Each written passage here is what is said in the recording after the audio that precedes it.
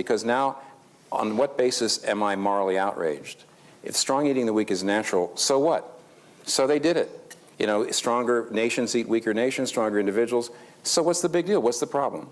I mean, that's fair. I mean, I mean that's not a complete answer, but it's fair to say, yeah, now as an atheist, now how am I dealing with evil and suffering? Now I really have only a visceral reaction to it. I don't even have a real cogent warrant for saying this is absolutely got to stop. Other than that, I don't like it. But the second is, now you were raised, I mean, you went to Catholic school. The Christian view of God is very different than the other views of God, because the Christian view of God is that God came into this world and suffered. Now, I have a cat, and my wife and I love our cat, and we actually saw it once. We broke its leg by accident,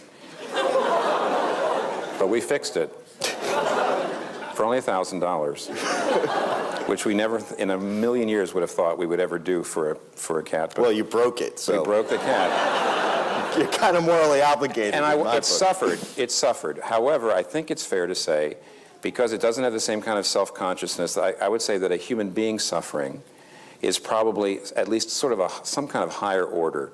You're more aware of things. You know, there's more agony than a. If God really came to earth in Jesus Christ, and the suffering he went through on the cross voluntarily would have been far beyond my suffering. Now, what does that do? It does not.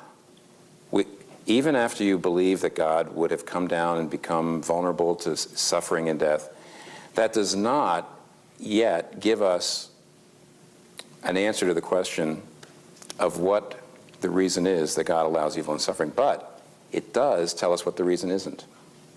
It can't be that he doesn't love us, or he wouldn't have come down and gotten involved.